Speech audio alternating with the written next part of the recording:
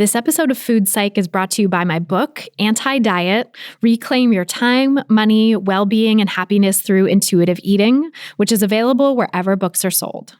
Just go to christyharrison.com/book to order it now. That's christyharrison.com/book.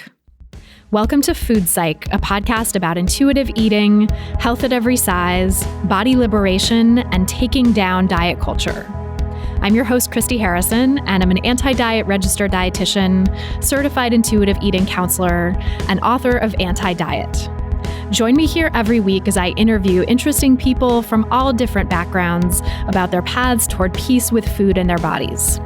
And by the way, on this show, we bleep out diet culture stuff like weight and calorie numbers, but we don't censor swear words or other adult language, so listener discretion is advised. Anti-diet revolution, we're for health at every size. Eat the foods you like.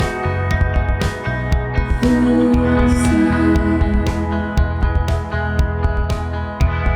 Hey there, welcome to episode 266 of Food Psych, the first one of 2021.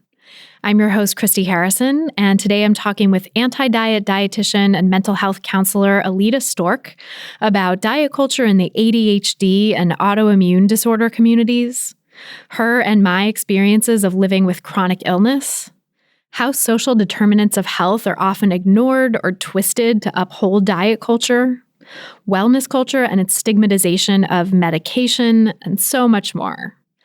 Aleta actually interned for me a few years ago, and it was so great to reconnect with her and dive deep on these issues. I can't wait to share our conversation with you in just a moment, but first, it's time for Ask Food Psych. This week's question is actually an amalgam of different questions that I've gotten over the years from many different listeners, asking some version of the same question, which is X a diet, or is it actually intuitive eating / compatible with intuitive eating?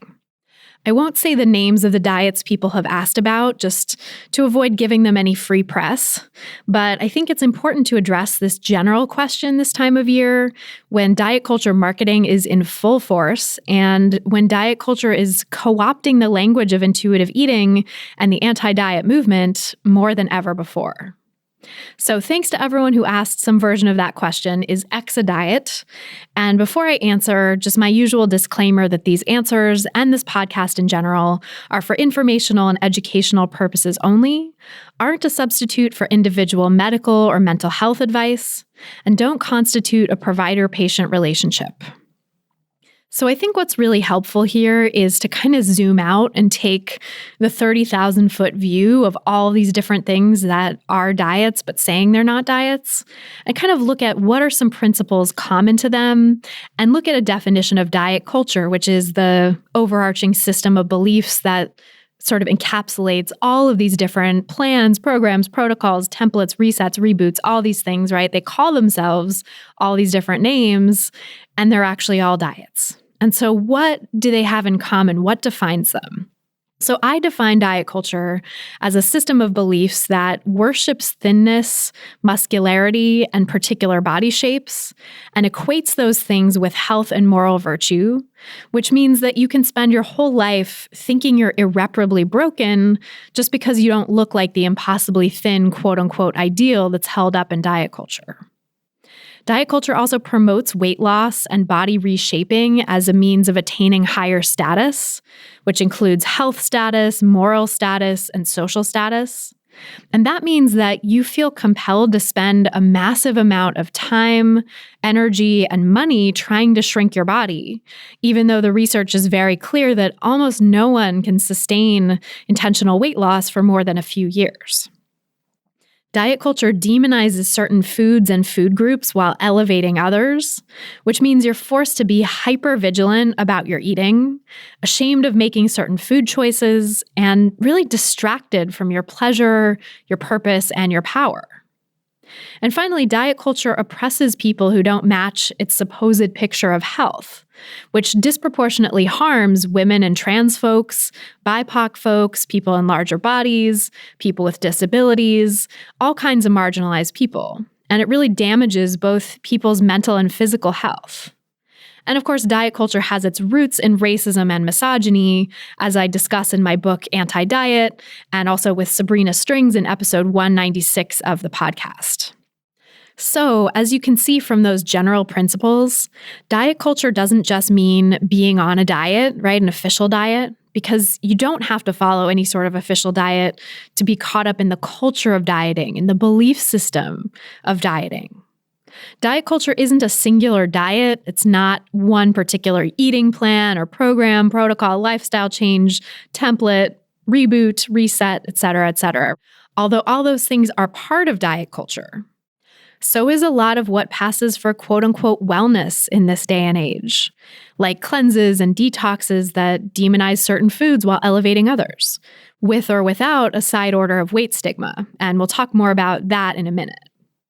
Diet culture also isn't just fad diets, or even the diet and wellness industry as a whole. It's not just the industry, it's also the subtle, low-level ways in which certain types of bodies and certain types of foods are held up as being quote-unquote good, and others are denigrated as being quote-unquote bad.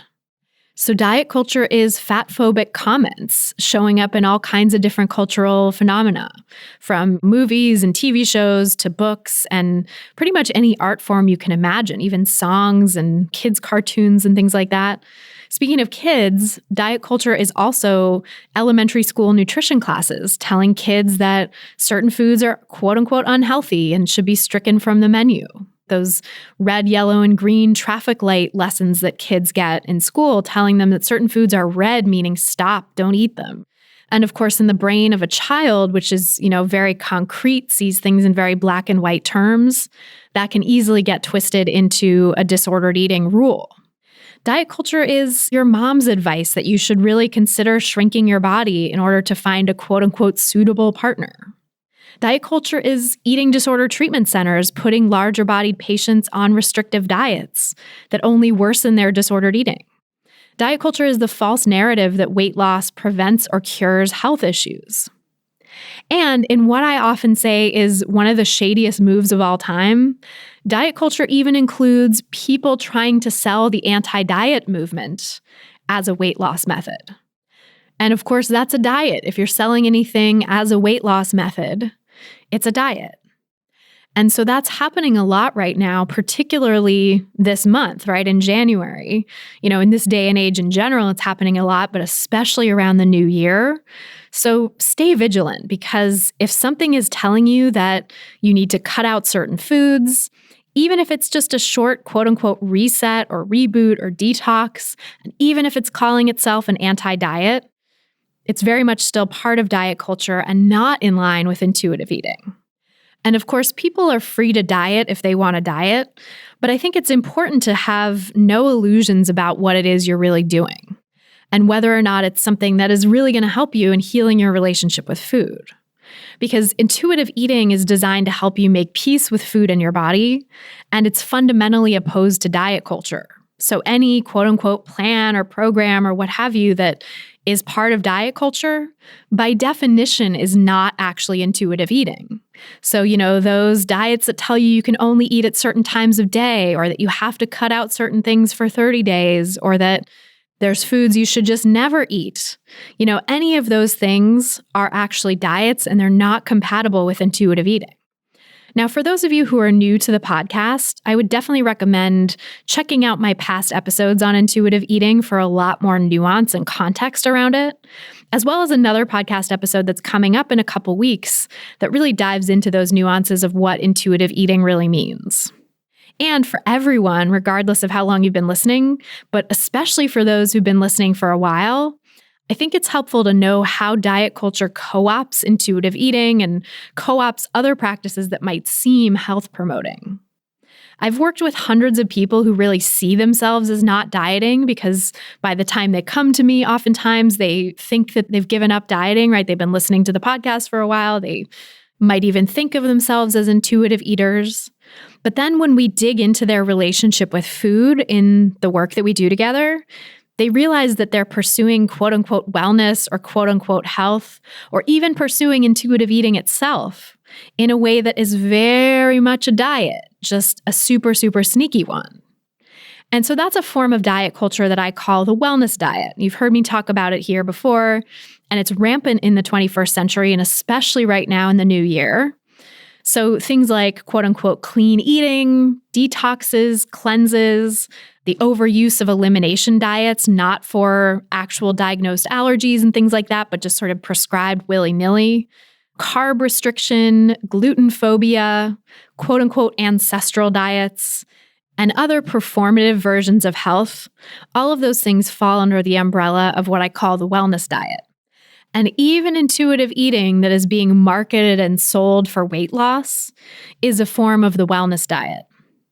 Now, of course, the weight stigma aspect of diet culture might be emphasized more or less in some iterations of the wellness diet. It might be really de-emphasized in some versions, but the moralization and demonization of particular foods is front and center.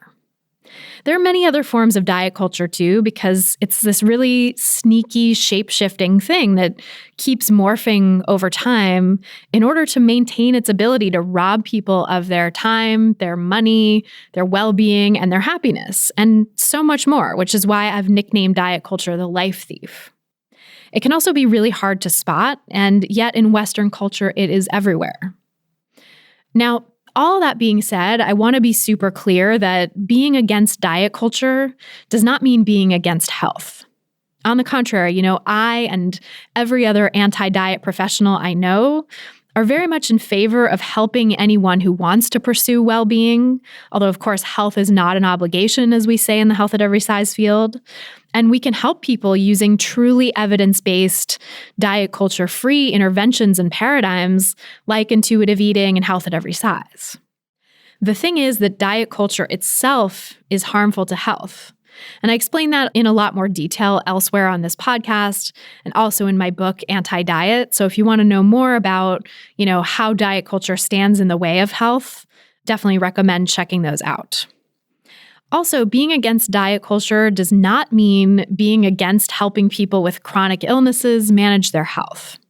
So you'll hear me talk about this in the interview with Aleta shortly, but she and I both have our own chronic conditions that we live with, and we're both very much in favor of supporting other people with similar issues, of supporting everyone with health conditions. So in other words, anti-diet does not mean anti-nutrition therapy, right? It doesn't mean we're against evidence-based nutrition interventions registered dietitians use to help people manage chronic conditions. And so those conditions can look like phenylketonuria or celiac disease, diabetes, chronic kidney disease, any sort of real medical diagnosis that a person might have that could potentially be related to food in some way or addressed through food in some way. Medical nutrition therapy, or MNT, deals with those conditions. And so there are many anti-diet dietitians out there, including myself, who offer MNT. And we do so without having diet culture be a part of it, without having, moralizing and demonizing of particular foods or weight stigma and applauding weight loss and things like that. We don't have any of that as a part of it. It's just about the pure medical nutrition therapy. Now, that's tricky, right? Because some dietitians do offer medical nutrition therapy with a side order of diet culture. So they might have moralized beliefs about health and weight, or they're demonizing gluten or sugar or other carbs. But it doesn't have to be like that. So you can be anti-diet and pro-medical nutrition therapy. And in my view, that can be a really nuanced and beautiful thing. It's just hard sometimes to tease apart what's coming from diet culture and what is genuine medical nutrition therapy that's really useful and helpful.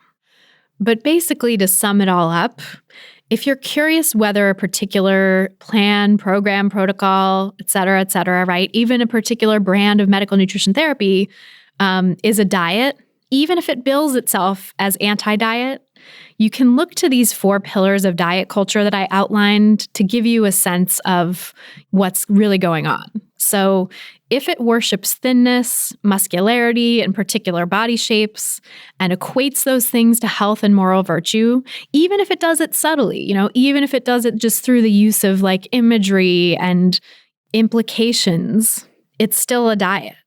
If it promotes weight loss and body reshaping as a means of attaining higher status, including health status, moral status, and/or social status, again, even if it does this really subtly through sort of implication and innuendo, it's still a diet. If it demonizes certain foods and food groups while elevating others, it's a diet, because true anti-diet nutrition therapy doesn't demonize any foods or food groups and doesn't lionize others. And if it contributes to the oppression of people who don't match its supposed picture of health in whatever way that looks like, and it can be sort of nuanced again and subtle and sneaky, it's a diet. So this can apply across the board to any diet, any new fad, any new trend that's happening in the nutrition world, anything that bills itself as an anti-diet but actually has traffic light symbols as to what you're supposed to eat and tells you to count points or whatever. You can apply this kind of logic, these principles of recognizing diet culture to all kinds of different things.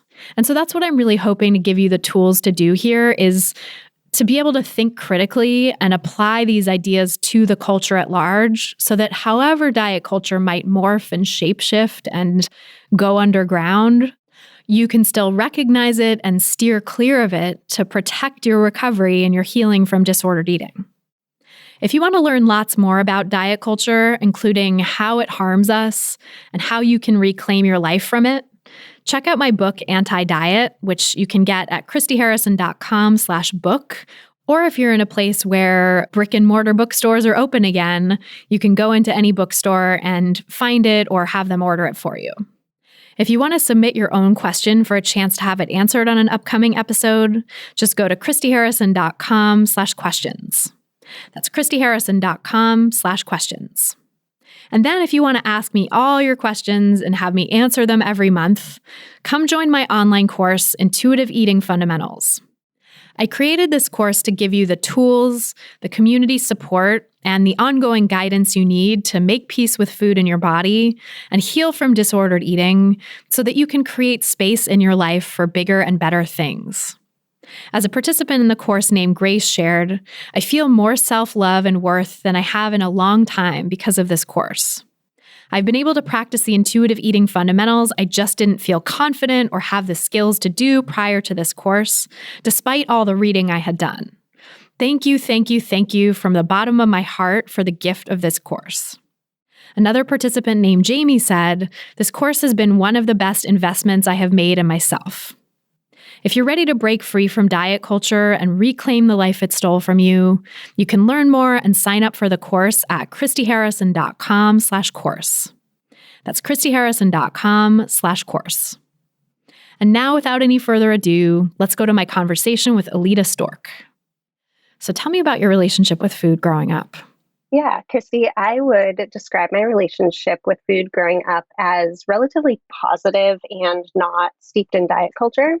Neither of my parents were ever on diets, and my sister struggled a bit with food and overexercise when she was in high school, but I was pretty oblivious and unaware of what was going on for her at the time because I was so much younger, and she hid it pretty well.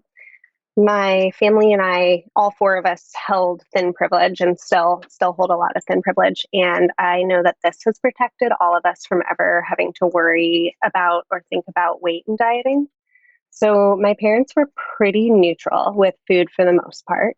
They were hippies, so they held some values around like environmental conservation and supporting local producers, but we really incorporated like canned, jarred, packaged, otherwise processed foods without demonizing or moralizing them. So there's definitely a balance there. My parents never really pushed food types or having to eat a certain amount. They were kind of raising us almost like an Ellen Satter model, but I don't think they really realized that that's what they were doing. My mom did all the cooking. She was committed to having dinner on the table for the family every single night, which I still don't really know how she did that. And we always ate as a family, which provided pretty important and consistent opportunity to connect with each other relationally. And I grew up understanding that eating was about more than nutrition and food, and that food was about so much more than fuel. And an example that I was thinking about a couple days ago was that we had chickens that we raised for eggs. And my parents genuinely enjoyed the taste and the mouthfeel and the richness of the fresh eggs. So it wasn't really about like the morality of the fresh eggs or the belief that home produced eggs were quote unquote healthier. And my mom would even like buy eggs at the store to use for baking when the function of the egg wasn't really about flavor, but was more about like binding the ingredients together. So I think that was just a good example of food being about more than just fuel or health. And then we also didn't eat a lot of fast food.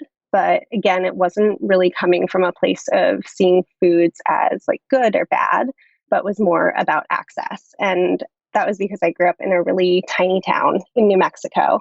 And I think the two places we had were like Pizza Hut and McDonald's. So when we would drive to bigger cities for different reasons, we would all get really excited to pick up something like KFC for dinner. And it was considered a treat, but it wasn't one that we really had to earn or feel guilty about. So it felt different in that way. And looking back, I can see that my parents really wanted my sister and I to have a diverse range of experiences with food and eating. And we were really taught that food plays a role in health, but that it's more of like a whole person perspective on health. So that would include like physical, mental, emotional, relational health. And yeah, it sounds like they modeled for you that food was playing a role sort of mentally and emotionally, right? That it was a source of bonding, a source of relationships, and also a source of pleasure. Absolutely. Absolutely. Yeah. And I think pleasure was huge. And I think a lot of that comes from the experience of growing up in northern New Mexico, where culturally food was incorporated into like different like celebrations and events and social situations. And there is always a lot of pride and joy around food in New Mexico and around the food being like special and traditional and relationally connecting. And then also my dad's family is Jewish. And so culturally, food was always available and being offered and encouraged. And I think from that, I really learned that food is love and kind of had this sense of like, the more food there is, the more love there is. And I think that really, really influenced my ability to enjoy food and to take pleasure in food as a kid. That's amazing. It's such a privilege, right, to have that sort of relationship with food. Absolutely. Absolutely. So how did it unfold from there then? Because that sounds like younger childhood, maybe.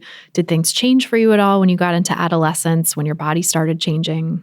Yeah, I think part of what influenced the change for me as an adolescent, I have mixed type ADHD. And so my ability to attune to my body and attend to like my basic needs of feeding myself or drinking enough water were just not really developed.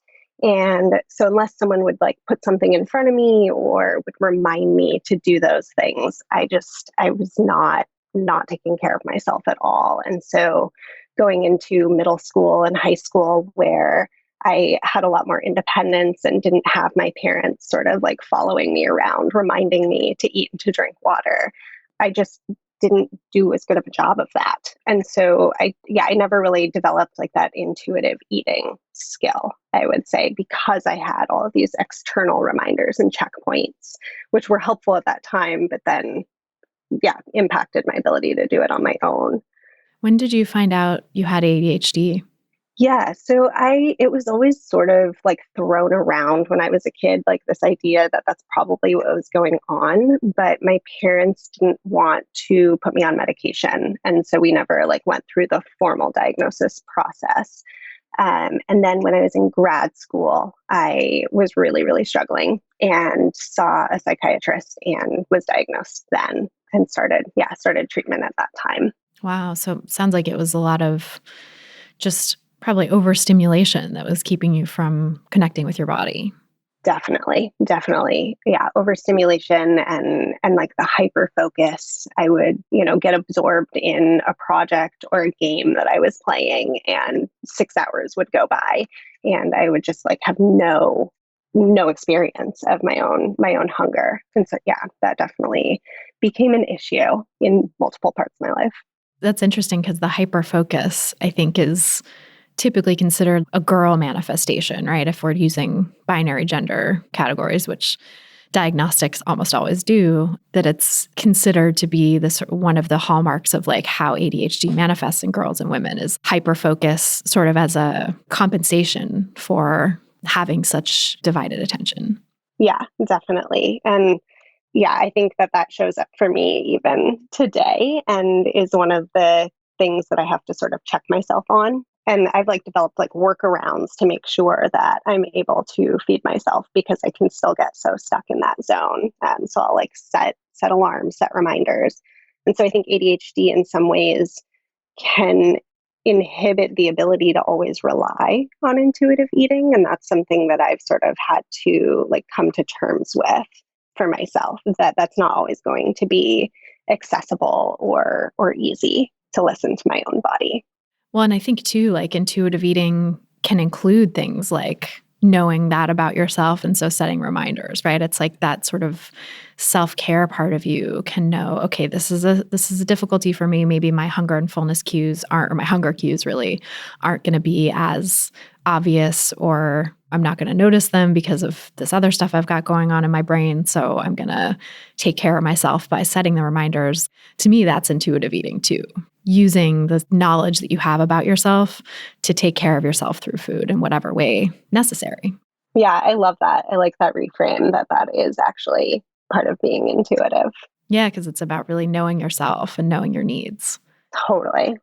But it sounds like that wasn't something that you had access to early on. You were just not really aware that that was a thing you were doing and that you needed that sort of extra level of reminding.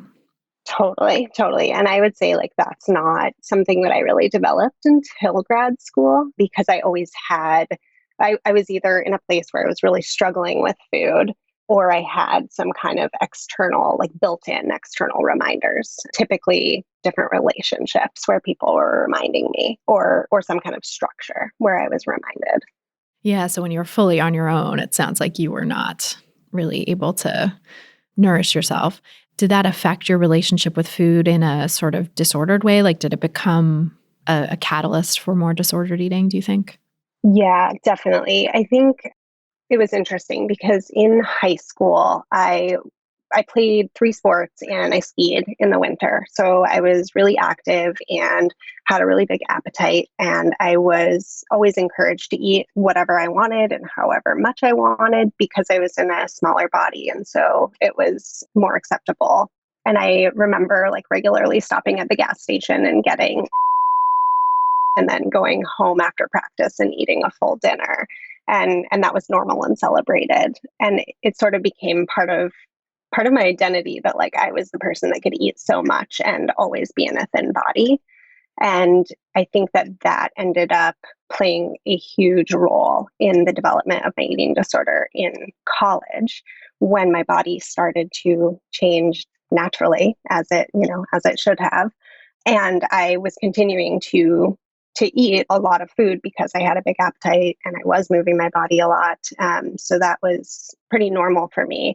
But as my body started to change, I began to attribute that change to the way that I was eating rather than like the natural changes that my body should have been going through. What did you start to do then when you started thinking that it was wrong for your body to be changing?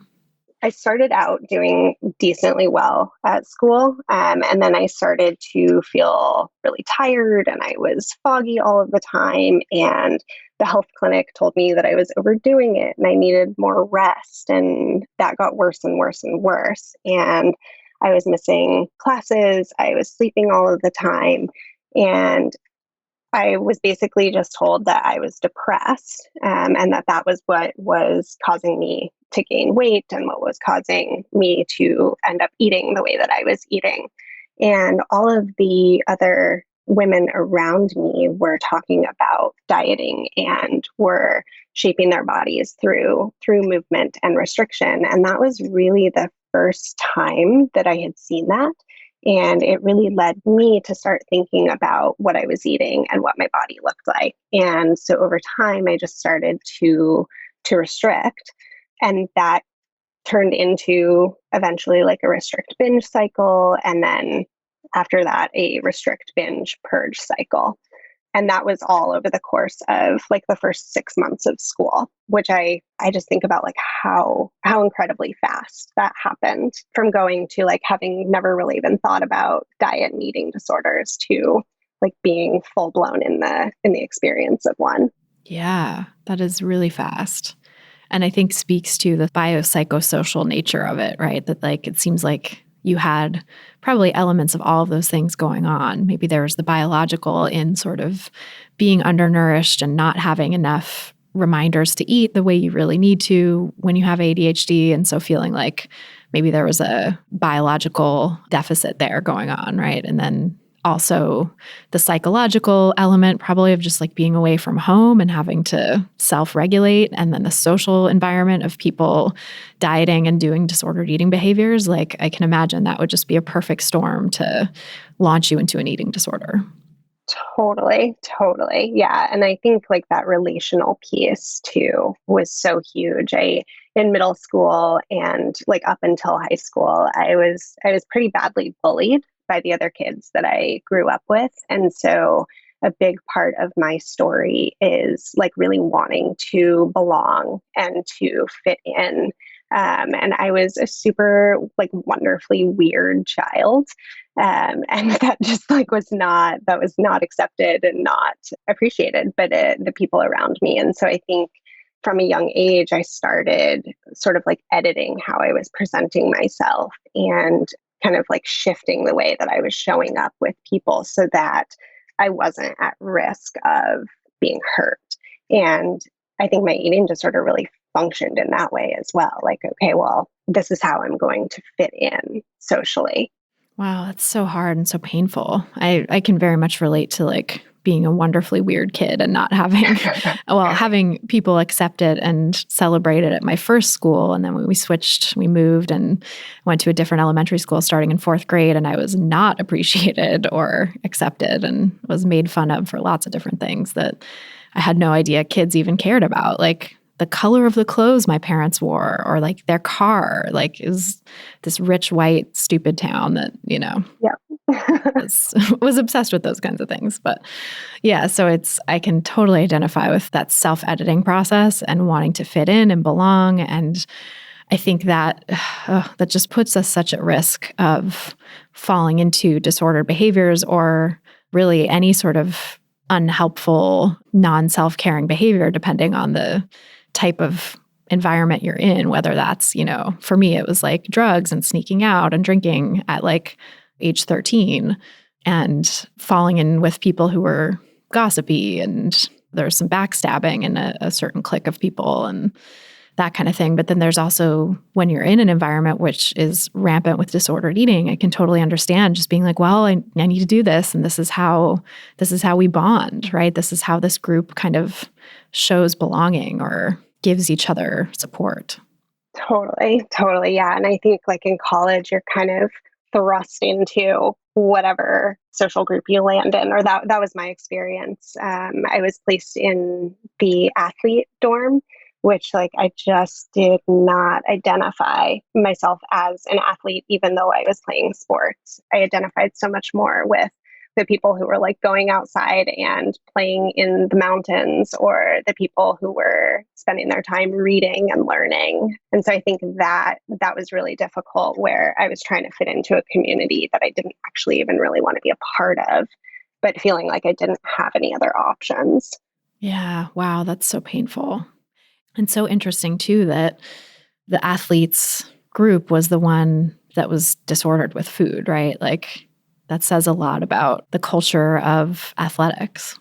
Yeah, and really like went against everything that I had grown up knowing about athletics and food. You know, we were told like you have to eat as much as you possibly can so that you can sustain your energy, and then to kind of have that shifted to you have to eat in this other way to be able to perform was just kind of mind-boggling to me. Was that coming at all, do you think, from coaches, or was that more just the kids coming in, the girls in that group, or the people in that group, I should say, having that belief? That's a great question. My experience, like my tennis coach, definitely there was no food shaming or expectations around diet and body. But I do wonder with some of the other sports if that was showing up. And then again, like growing up, none of my coaches ever really even like mentioned food or body size. So I'm not sure. My guess is that people were, or the other students were sort of coming in with those beliefs and those experiences, and that I just sort of associated it with the athletic community. Yeah, that makes sense. And some coaches unfortunately do put that pressure on people. So maybe some of those students had coaches like that in high school, or maybe had different sports in college where the coach was putting that pressure on. But I mean, even without that pressure, I think some people still get these ideas just from diet culture, from reading. If you read like running magazines or whatever, you're probably going to get some disordered beliefs about food too. Yes, absolutely. And yeah, like the type of sport that people are doing. I was hanging out with people who are runners and people who played soccer and volleyball. And I think that there is a difference between some of those sports and something like tennis, where there's maybe more of a focus on body size and weight than there is with something like tennis. Yeah, totally. I think the culture of those sports can be much more diety. Totally. Yeah. So I was just sort of sitting in all of that as a freshman, trying to figure out what the hell I was doing. Oh my God, that's so rough. How did that affect your relationship with sports and with school and with yourself? I mean, it made it really hard to want to be there and to show up. And I think that was further impacted by the fact that I wasn't feeling well, that I was, experiencing a lot of brain fog, and I was cold all the time. I was hungry all the time, and I didn't feel like I could eat enough. And no one was looking at the possibility that I was hypothyroid, that I had Hashimoto's because of my body size. It was sort of like, well, that's impossible. Let's check for all of these other things. And so it was sort of a mix of those two things that made it really hard for me to engage in sports or in school. And I ended up leaving the tennis team my second year just because I couldn't do it. I didn't have enough energy, and I wasn't enjoying it, and I wasn't feeling like the connection to the sport that I had felt in high school. But I pushed through the academics sort of because I felt like I had to. Like I was at this small private school in Portland, and I had gotten in, and I had already paid for the first year. And so I think I kind of just stuck it out from maybe more of like a perfectionism place. What were you studying then? I was studying psychology. I wanted to be a therapist or a psychologist, and work in mental health from the day that I started college. And now you're both a dietitian and you have a master's in social work, right? So I'm curious about how your disordered eating really played into those decisions to go into dietetics and also continue to do this work as a therapist and now working with disordered eating. Yeah, going through the experience of being hypothyroid and not knowing led me to this place of feeling really out of control with my body, and like I couldn't trust my body, and I didn't know what was going on, and it just continued to snowball worse and worse. And so I finally went and saw a therapist at our college, and she was pretty dismissive in a weird sort of way, where she thought that I needed residential but wasn't really willing to work with me. And so that was sort of the end of it. I never went back and saw her. And that was kind of the first time that I realized that I needed help. And so I just did like a Google search and ended up finding Be Nourished in kind of their beginning days, and was able to schedule an appointment with Hillary and one with Dana. And I ended up working with them both for 3 years. And that was my first introduction to health at every size and intuitive eating and the body trust work that they do. And so I feel like it was dumb luck that got me there. And I feel a lot of gratitude that I landed where I did, because I don't think I would be where I am today if that Google search hadn't brought them up. God, that's amazing. And I'm so curious, like for someone, because I think sometimes people who are eating disorder treatment providers are nervous to go over to the health at every size, like to put too much health at every size into their work because they feel like it's going to be alienating to people with eating disorders. So I'm curious, like, what your experience was of someone with an active eating disorder, finding them and finding that philosophy and being introduced to it, at a place where you were so far away from that, right? I sometimes say, like, eating disorders are unhealth at every size. They're like the opposite kind of pole of health at every size.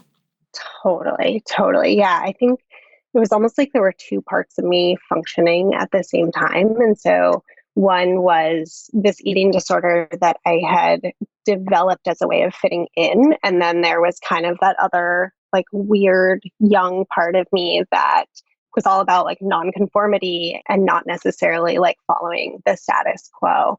And so I think when I was first introduced to it, I really wanted to reject the ideas of health at every size. But this other, like, deeper, wiser part of me was really soaking it in and really feeling like, oh, okay, this makes sense. This is what I want for everyone else. And so once I started like doing some of the activism work, that really led me to acknowledge and do my own work around my own fat phobia and around, the diet mentality that was showing up for me. And so I think by really focusing on other people, I was able to heal myself and get to a place where I wanted that for me as well. Yeah, that makes so much sense. I think, like, getting involved in activism and thinking about other people and that you want this for other people can sometimes make it easier to give that back to yourself, especially if you're someone who is focused on helping other people feel better and like a helping professional type. Totally. Yeah. And I always wanted everyone to feel a sense of respect and to feel cared for. So the work really, really spoke to me. And for the first maybe like 3 or 4 years that I was starting recovery, I felt really hypocritical because I was like my junior year, I did a research project on the perception of health based on body size. And the whole research project was about health at every size. And I ended up like taking it to a conference. And so I was doing the work. And at the same time, I was trying to shrink my own body. And I know that I'm not the only person having that experience, that's pretty common, but it felt really hypocritical and that felt really shitty. And so I think it was sort of coming to terms with that I didn't want to feel that way, that helped me move through that process and be able to apply it to myself. Yeah, that cognitive dissonance is really, really powerful. Yeah. So that's so interesting that you found Be Nourished and you found health at every size. It sounds like before you even went into dietetics. Yeah. Again, it was like just luck. And that definitely instilled this desire to work with eating disorders. And I had no interest in the nutrition side of it because like math and science had always been really difficult for me. I liked them, but I struggled to actually like follow through on turning in homework in math in high school. And so it was just sort of this thing that I brushed off. And I love the therapeutic side. And when I started grad school, I started just in the therapy program and then sort of thought about like how interconnected the two things are. And I really wanted to be able to work on both sides. Again, like from more of that like whole person perspective of the nutrition and the therapy. And so that didn't come until kind of the last minute that I added that in. But I'm really, really, really glad I did. And I think it was really helpful also to like prove to myself that, okay, I'm capable of doing this thing that's really hard. And that math and science, like I'm able to do those things, even if they're not the things that come super easy to me. And I'm curious too, if one of the other things maybe you had to sort of prove to yourself or like a trial by fire almost with the nutrition program was like having to go into the belly of the beast of, thinking about nutrition in this way and probably getting some diet culture-y messages along the way. How did you navigate that? Oh my goodness. Yes. So I almost didn't get through it. But yeah, I went to Bastyr University, as you know, and it's a school for natural medicine. And I think I had this like naive expectation that it would be full of like feminists and hippies and activists, and just sort of assumed that that meant it would include Hazel-aligned people and that it wouldn't be steeped in diet culture. And I think so much of what you talk about in your podcast and your book is, the wellness diet, and how that's sort of taken over the diet culture. And I think Bastyr University is a really good example of that, where I believed that I was going into this program that would totally reject diets, which they did. And they were promoting, the wellness diet without actually calling it that. And so I think that was a huge shock for me, and didn't feel good at all. And so, yeah, kind of trying to work through that took a while. I really pushed against some of the like healthist beliefs that came up in lectures, and one in particular in community nutrition, when they were doing the lecture on the like quote unquote like the O word epidemic. I stood up and I said something about it, and it turned into this big thing where I was essentially like asked to step away from the program, or to consider stepping away from the program, because I was stirring the pot. And I think that was like this realization of, oh my gosh, these people don't actually care about health.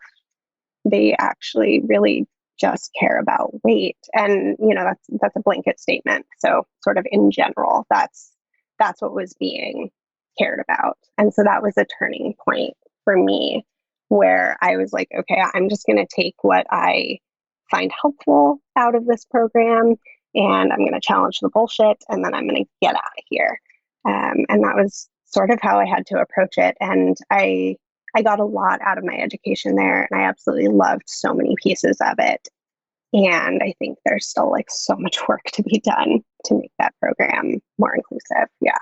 It sounds so fat phobic and like so disappointing to people who come in wanting it to be this feminist, activist, social justice-y place, that it's not maybe telling people to count calories or to go on, some fad diet, but it's telling them to engage in dieting behaviors all the same, but it's under the guise of wellness. And so it's considered part of this mission of sustainability and wellness and whatever, but it's really just disguising fat phobia.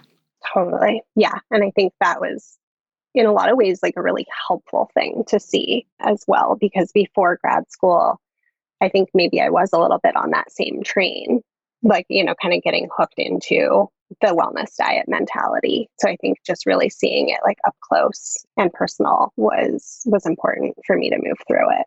Yeah, that makes sense. And I think for so many people who are recovering from eating disorders, the wellness diet is like a stop on the train. And it's one that people can get stuck at, I think. So that's one of the reasons I'm so passionate about calling it out, is because I was stuck there myself too for years. And I'm so glad I'm not anymore. I'm so glad to be out of that place. Yeah. And, and then it's like, okay, well, what do you do with all of that information and all of that learning? Was that a waste of time? And so I think I'm trying to hold it just as more information, and not necessarily information that I have to use and teach to people, but things that I can kind of just like hold lightly. And again, like take the pieces that align with my values from it and kind of push all of the other stuff away. Right. And yeah, sort of recognizing that some of those things don't align with your values, I think is helpful, because it's coming from a different value system that you don't want to engage with, but there may be some useful information there too. Right. Absolutely. Absolutely. Yeah.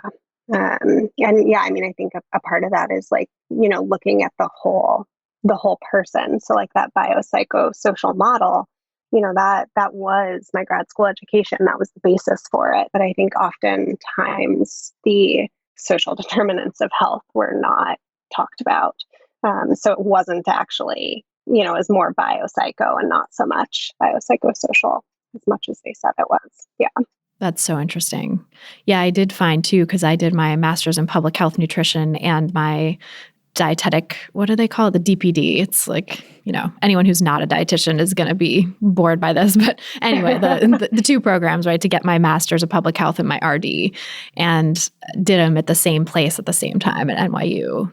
And I found that in the public health program, because I was studying public health nutrition, there was a focus on the social determinants of health. There was a class that everybody was like, oh, you got to take this class with James Masinko, who's like this, great professor of the social determinants of health, who I think is at a different university now, but wonderful, great class, like super eye-opening.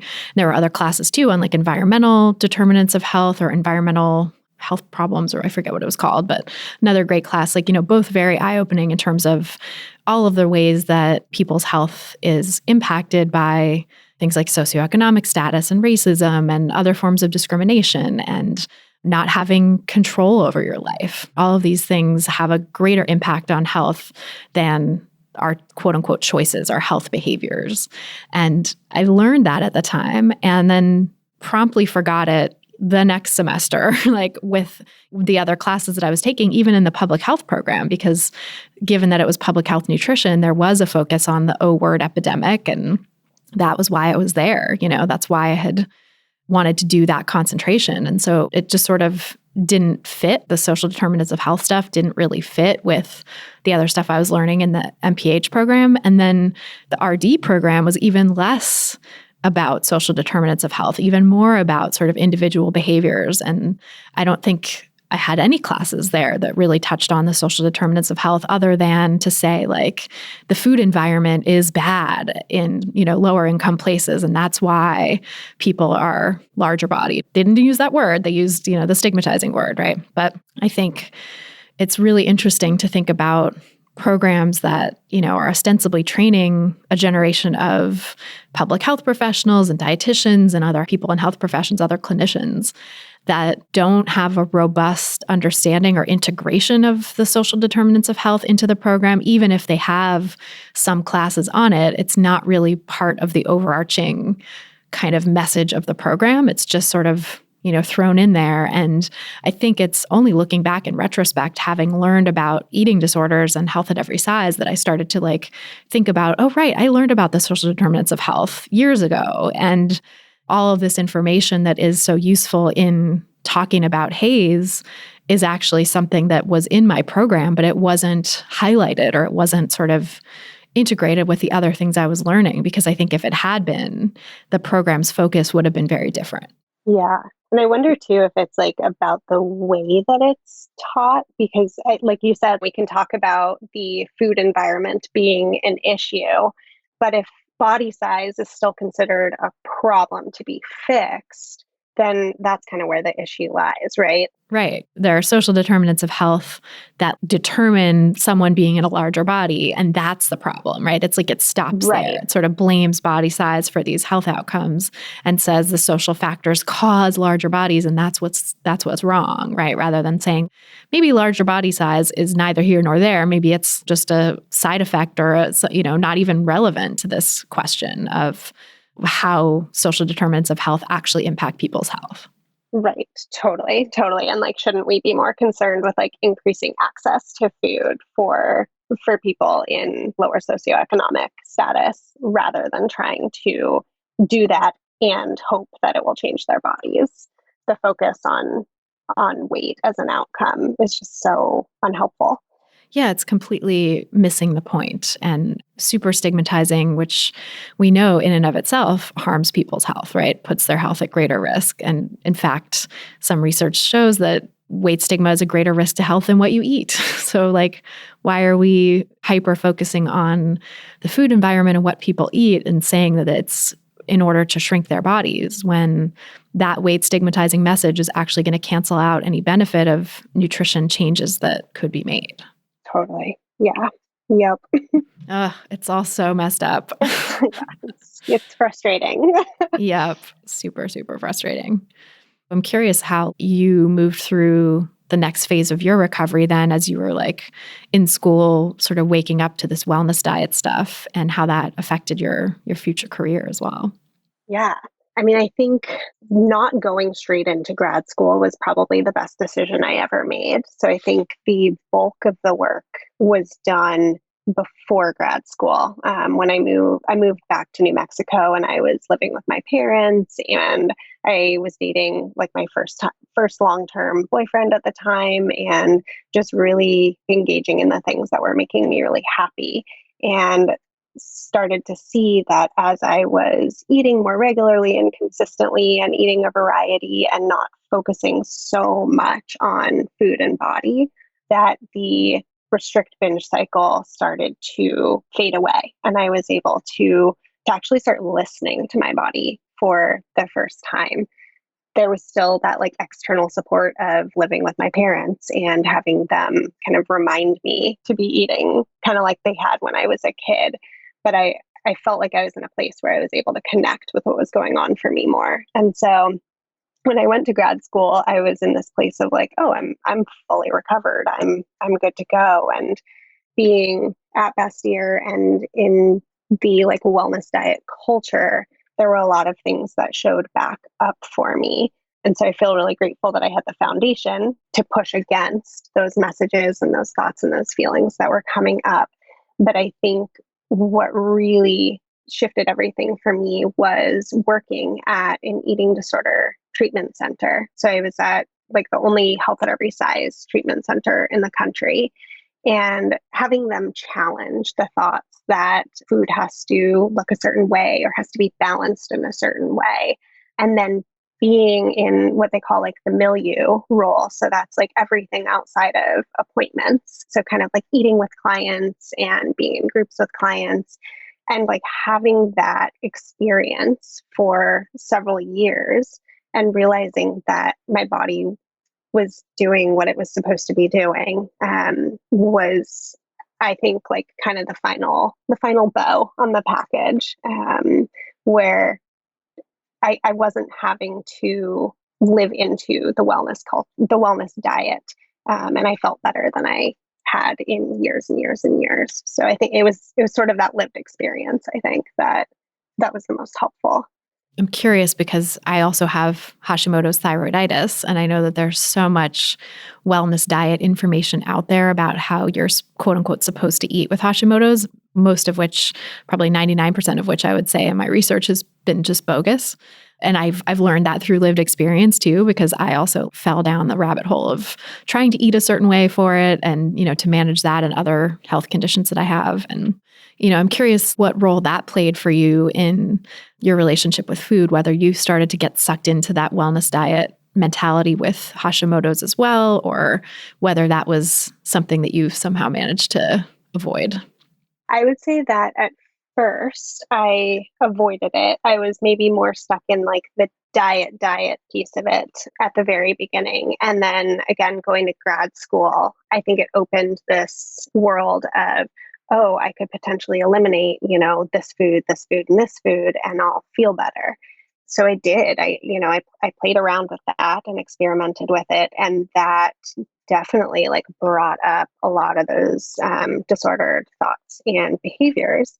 And, there were things that made me, I want to say, feel better in terms of, my thyroid was functioning a little bit differently, but I was missing out on so many things in life. And so it was sort of like, yes, I could focus just on nutrition, or I could take my medication, which, totally takes care of my thyroid, and be able to eat all of these foods and have all of these experiences. And that's actually, for me, like what I want my health to look like, to be more inclusive and not just about physical and nutritional health.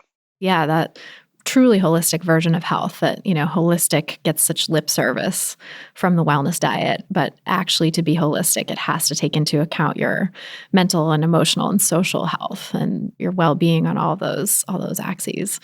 I'm curious if you had any experience, because I've seen this. I didn't fall prey to this myself when I first got diagnosed with Hashimoto's, and I think that might just be because it was a long time ago, and I think now there's more of a trend towards this of like trying to get off medication or reduce your dependence on medication or whatever. Was there any of that pressure that you felt of like doing it through food instead of medication? Yep, absolutely. Yeah, I saw a naturopath actually, who, I was doing pretty well with my thyroid. Like it was pretty stable. My medication was decent. I was still feeling pretty tired. And I think a lot of that was just being in grad school. And so, he recommended cutting out my two favorite food groups. And I was pretty resistant to it at first because of my history with disordered eating and because they were foods that I really liked. And, and he really pushed like, well, just try it for 6 weeks. And, you might be able to come off of medication. And there was something about not having to be on medication. It was almost like it was like morally superior to not have to rely on medication. And I think I got kind of hooked by that. But then again, it was that realization of like, okay, I could choose between like taking a pill every morning or like not eating my favorite foods for the rest of my life. And so I never went back and saw that naturopath again. And but I could see how easy it would be to say like, okay, well, my thyroid's working better. So now I've solved it with food. And so why not just keep doing this and kind of getting caught up in that and not thinking about sort of the values that are associated with both.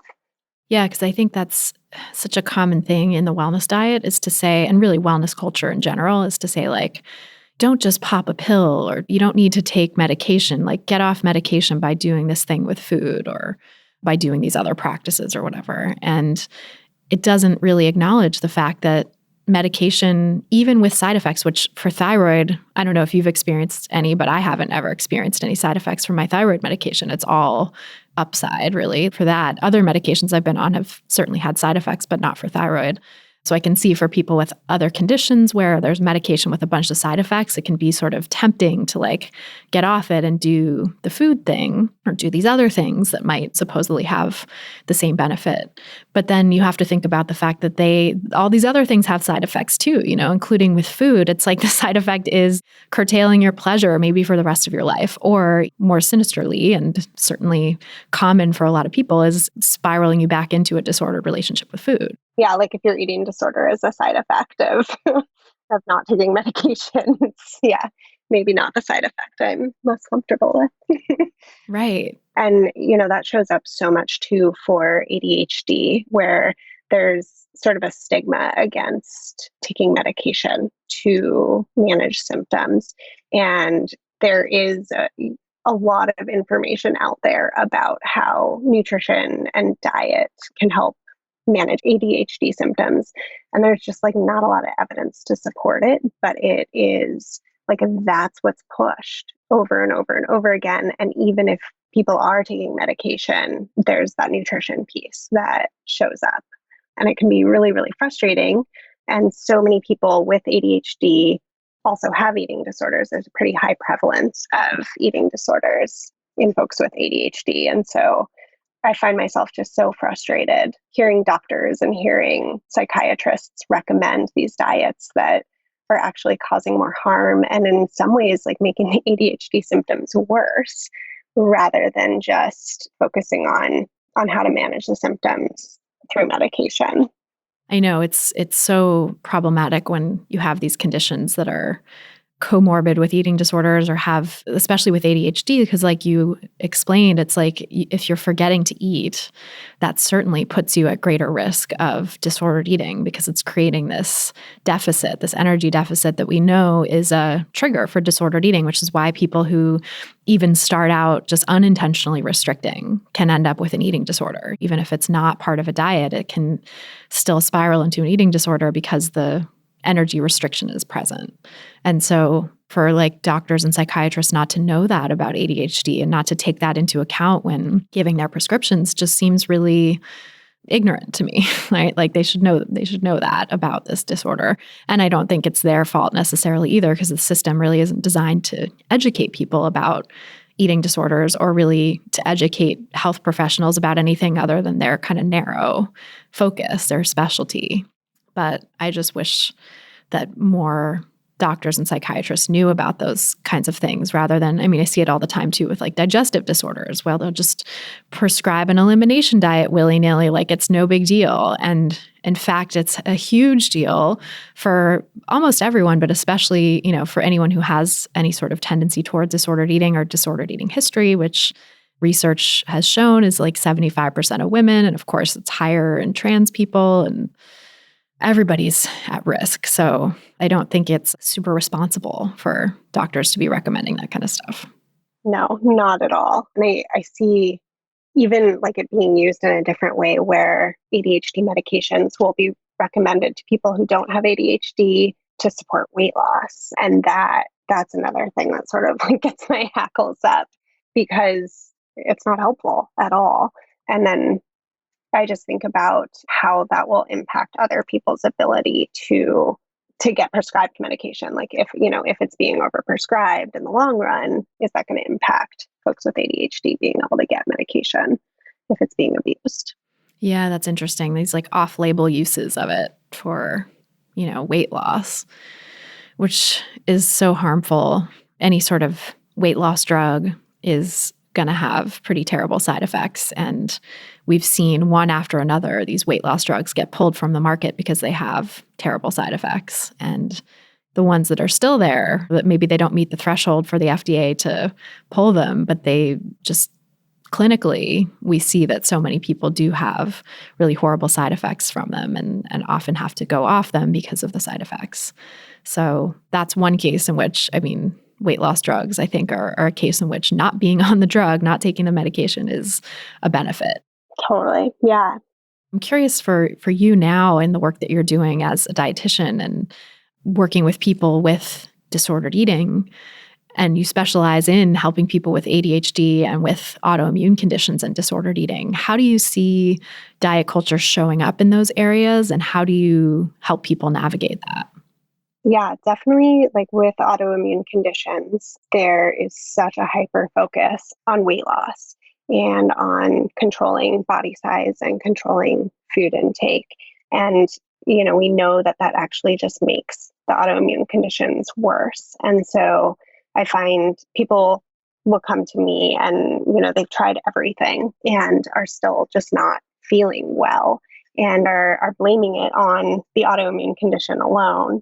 So a lot of the work that we do is around reestablishing, consistency and regularity and adequacy, and then moving into like having more variety and rediscovering pleasure. And often folks find that the two issues kind of resolve themselves or are better managed. They stop feeling as many symptoms from the autoimmune condition as they start eating more, which is just it's very interesting that food actually can be really helpful in that way when it's not about cutting things out. It's about actually like nourishing the body. And so, yeah, I do think that there's a lot of diet culture that shows up with autoimmunity. And then again, with ADHD, there's the stigma against sugar in the ADHD community when there's really no evidence to show that makes symptoms worse or that it contributes to ADHD. And then I think there's a lot of folks who struggle with the restrict binge cycle with ADHD because, they're forgetting to eat or they're not in tune with their body until they get to a place where they're really, really hungry. And then they'll binge, which, is natural. Like it's their body responding to not being well fed. And I think that often becomes sort of like a feeling of like personal failing and is not seen as an issue of not managing ADHD symptoms. It's, it's more like, oh, I've done something wrong. And so I think diet culture shows up pretty strongly there as well. Yeah, that is so important to point out and highlight, is that when you're not eating because you're not listening to those, you're not able to tune into those body signals because you've got a lot else going on and that's sort of taking your attention away from that. It's not like those signals go away or that it's not like you're not hungry, right? It's just that you're not hearing the signals. And so eventually you do need to eat. And when you do, it ends up being a lot because you're making up for that deficit that you had.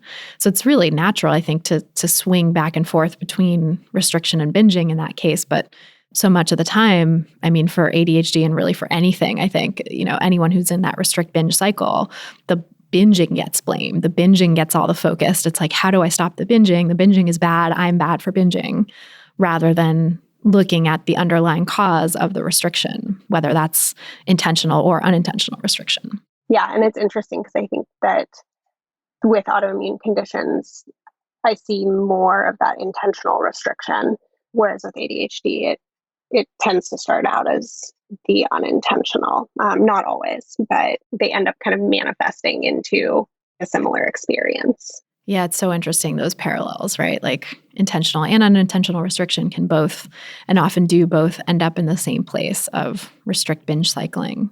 And then for that smaller percentage of people, they end up in more kind of just, chronic restriction and anorexia type manifestations. But I think the restrict binge is the one that the majority of people go through. And it feels distressing in our culture because our culture demonizes binging, but it's really the restriction that's driving the boat there. Right. Absolutely. So what would you tell someone then who has ADHD or who has an autoimmune condition, who's listening to this, who is concerned about their eating, who feels disordered in their relationship with food? What are some things that you would give them? Yeah.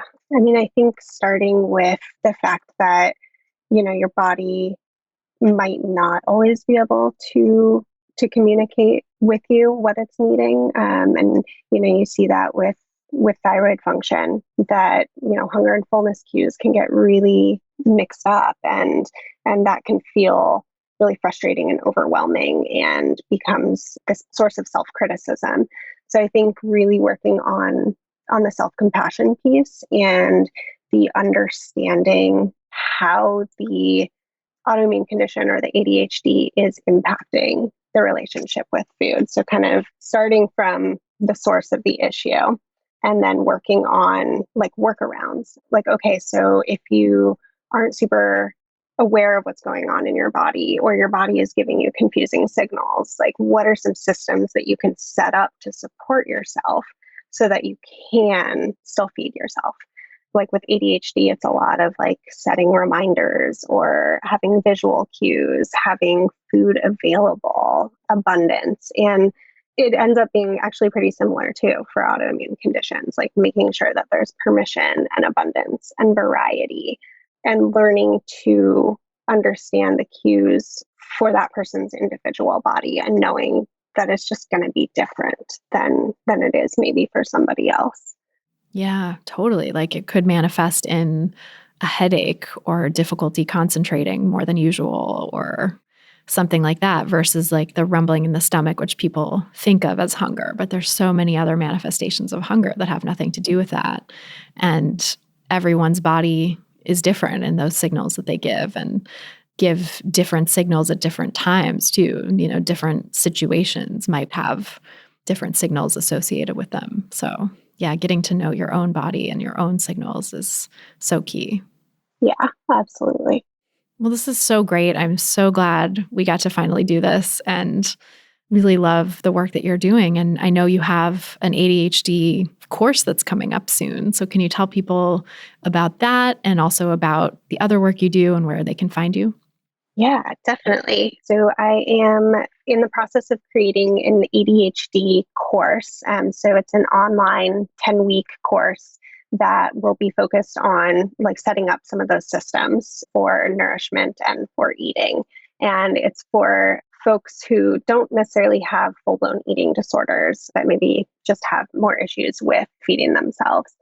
So I do that. And then I also have a private practice. It's virtual, but based out of Seattle. It's called Wise Heart Nutrition. And you can find me online through that and on Instagram. Amazing. We'll put links to all those in the show notes so people can find you and connect online. And thank you again for this great talk. It was so much fun to connect with you again. Yeah, thank you so much, Christy. I appreciate it. So that's our show. Thanks again so much to Aleta Storch for joining us on this episode, and thanks to you for listening.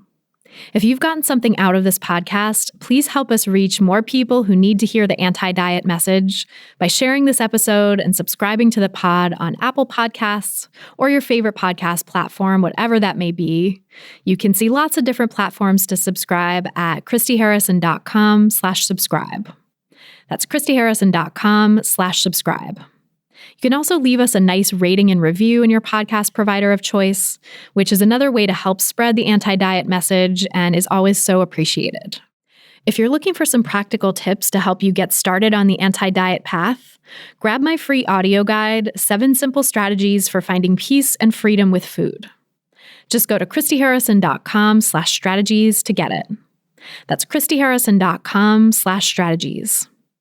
To get full show notes from this episode, including all the resources we mentioned, plus a full transcript, just go to christyharrison.com/266. That's christyharrison.com/266. And to get the transcript, just scroll down to the bottom of the page and enter your email address. This episode was brought to you by my online course, Intuitive Eating Fundamentals. If you're ready to make peace with food, break free from diet culture, and reclaim the life it stole from you, you can learn more and sign up at christyharrison.com/course. That's christyharrison.com/course. A big thanks, as always, to our editor and sound engineer, Mike Lalonde, our community and content associate, Vinci Chue, our administrative assistant, Julianne Watasik, and our transcriptionist, Mycroft Holmes, for helping me out with all the moving parts that go into producing this show every week. Speaking of all those moving parts, we're actually going to take a week off next week so that we can have a little holiday break because we record these ahead of time. So we'll be rerunning an episode that is a fan favorite for the new year. And then we'll be back again the following week with a brand new episode. Our album art was photographed by Abby Moore Photography and designed by Melissa Alam. Our theme song was written and performed by Carolyn Pennypacker Riggs. And I'm your host and producer, Christy Harrison. Thanks again for listening, and until next time, stay psyched.